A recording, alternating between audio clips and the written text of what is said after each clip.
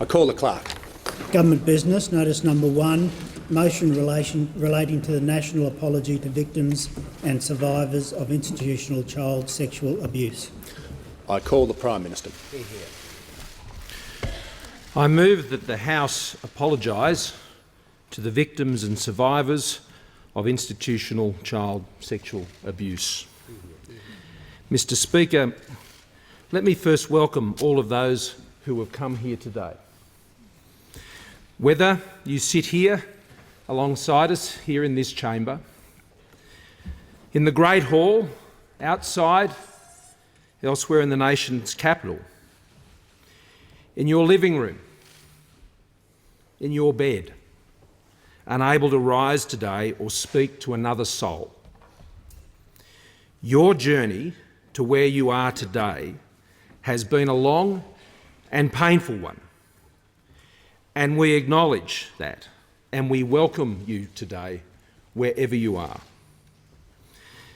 Mr Speaker, silenced voices, muffled cries in the darkness, unacknowledged tears, the tyranny of invisible suffering, the never-heard pleas of tortured souls bewildered by an indifference to the unthinkable theft of their innocence. Today, Australia confronts a trauma, an abomination, hiding in plain sight for far too long. Today, we confront a question too horrible to ask, let alone answer. Why weren't the children of our nation loved, nurtured and protected? Why was their trust betrayed? Why did those who know cover it up? Why were the cries of children and parents ignored? Why was our system of justice blind to injustice? Why has it taken so long to act? Why were other things more important than this, the care of innocent children? Why didn't we believe? Today we dare to ask these questions and finally acknowledge and confront the lost screams of our children. While we can't be so vain to pretend to answers, we must be so humble to fall before those who were forsaken and beg to them our apology. A sorry that dare not ask for forgiveness, a sorry that dare not try and make sense of the incomprehensible or think it could, a sorry that does not insult with an incredible promise, a sorry that speaks only of profound grief and loss. A sorry from a nation that seeks to reach out in compassion into the darkness where you have lived for so long. Nothing we can do now will right the wrongs inflicted on our nation's children. Even after a comprehensive Royal Commission which finally enabled the voices to be heard and the silence to be broken, we will all continue to struggle. So today we gather in this chamber in humility, not just as representatives of the people of this country, but as fathers, as mothers, as siblings, friends, workmates, and in some cases, indeed as victims and survivors. Ngunnawal means meeting place, and on this day of apology we meet together. We honour every survivor in this country. We love you, we hear you, and we honour you. No matter if you are here at this meeting place or elsewhere, this apology is to you and for you. Your presence and participation makes tangible our work today, and it gives strength to others who are yet to share what has happened in their world. Elsewhere in this building and around Australia, there are others who are silently watching and listening to these proceedings. Men and women who have never told a soul what has happened to them. To these men and women I say, this apology is for you too. And later, when the speeches are over and we stand in silence and we remember the victims who are not with us anymore, many too sadly by their own hand. As a nation, we failed them, we forsook them, and that will always be our shame. This apology is for them and their families too. As one survivor recently said to me, it wasn't a foreign enemy who did this to us. This was done by Australians to Australians. Enemies in our midst. Enemies in our midst. The enemies of innocence. Look at the galleries. Look at the Great Hall. Look outside this place and you will see men and women from every walk of life, from every generation and every part of our land. Crushed, abused, discarded and forgotten. The crimes of ritual sexual abuse happened in schools, churches, youth groups, scout troops, orphanages, foster homes, sporting clubs, group homes, charities, and in family homes as well. It happened anywhere a predator thought they could get away with it, and the systems within these organisations allowed it to happen and turned a blind eye. It happened day after day, week after week, month after month, decade after decade, unrelenting torment. When a child spoke up, they weren't believed and the crimes continued with impunity. One survivor told me that when he told a teacher of his abuse, that teacher then became his next abuser. Trust broken, innocence betrayed, power and position exploited for evil, dark crimes. A survivor named Faye told the Royal Commission, nothing takes the memories away. It happened 53 years ago and it's still affecting me. I also met with a mother. I met with a survivor named Anne, said my mother believed them rather than me. But I also met with a mother whose two daughters were abused by a priest the family trusted. Suicide would claim one of her two beautiful girls and the other lives under the crushing weight of what was done to her. As a father of two daughters, I can't comprehend the magnitude of what she has faced. Not just as a father, but as a Prime Minister, I am angry too at the calculating destruction of lives and the abuse of trust, including those who have abused the shield of faith and religion to hide their crimes, a shield that is supposed to protect the innocent, not the guilty, and they stand condemned. One survivor says, it was like becoming a stranger to your parents. Mental health illnesses, self-harm and addictions followed. The pain didn't stop with adulthood. Relationships with partners and children became strained as survivors struggled with the conflicting currents within them.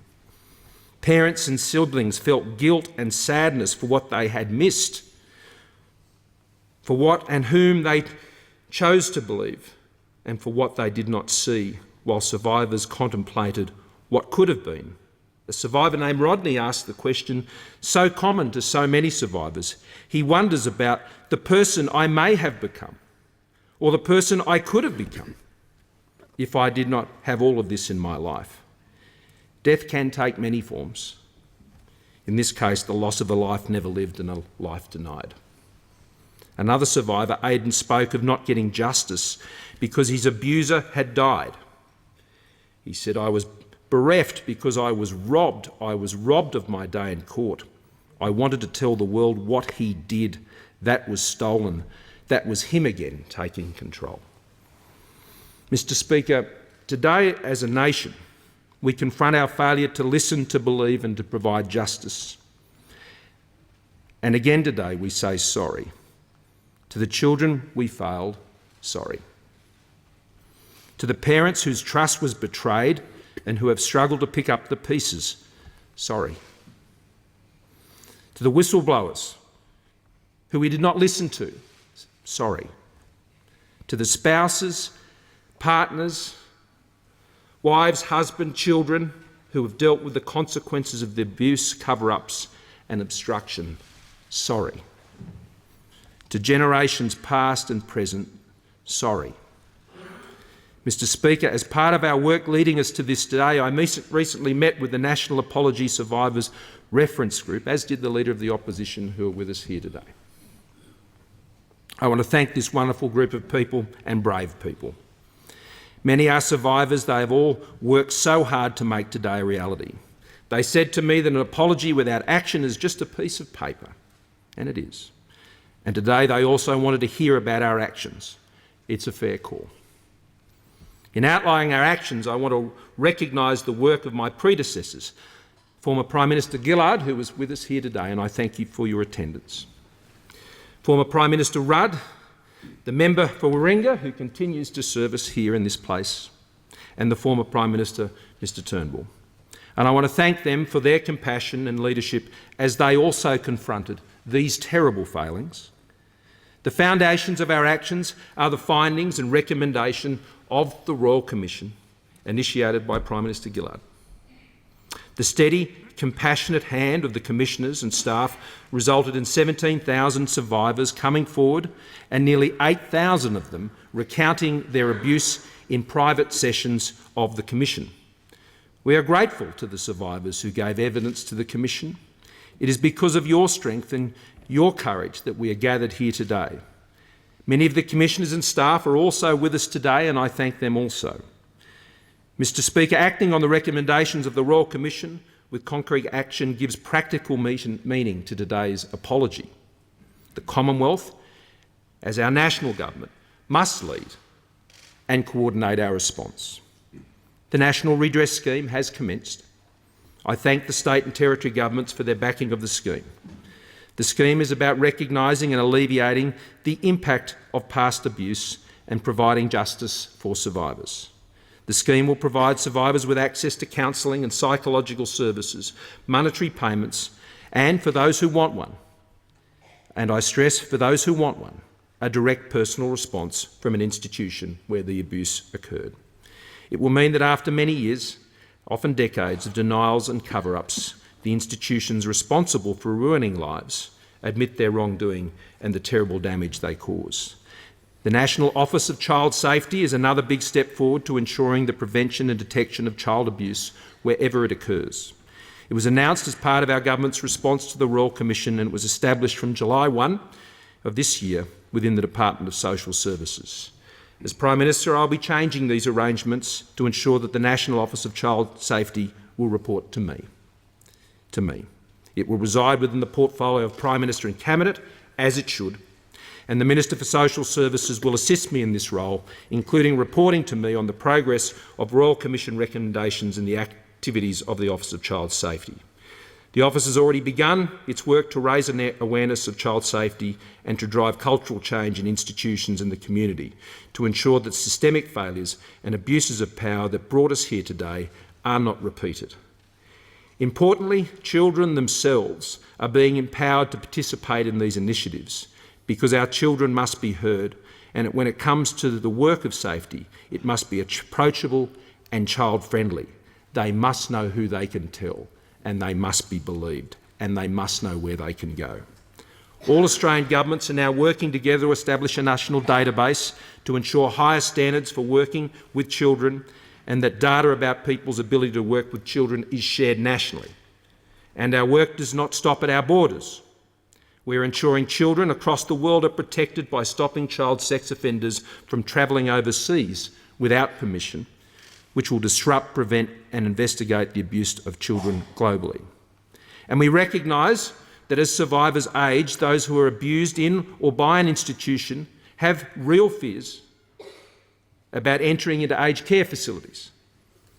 It's an understandable fear, given what happened during childhood, and we will work with survivor groups about what we can do to alleviate those fears, and indeed the work of the Royal Commission into Aged Care will be able to address this as well. And to assist with lasting change, we recognise that there are many survivors who were abused in other settings, such as their own homes and in their communities, who will not be covered by this redress scheme. These survivors also need to be heard and believed and responded to with services to address their needs.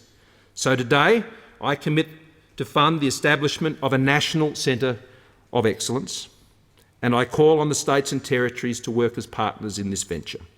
This centre will be the place to raise awareness and understanding of the impacts of child sexual abuse, to deal with the stigma, to support help and seeking and guide best practice for training and other services. All of this is just the start. The Australian Government has not rejected a single recommendation of the Royal Commission. We now actively work on 104 of the 122 recommendations that were addressed to the Commonwealth, and the 18 remaining are being closely examined in consultation with states and territories. And today we commit from December this year we will report back to the Australian people through the Parliament to be held accountable each year on the progress we are making on the recommendations over the next 5 years and then beyond. We will shine a spotlight on all parts of government to ensure we are held accountable. And the institutions which perpetrated this abuse, covered it up and refused to be held accountable must be kept on the hook.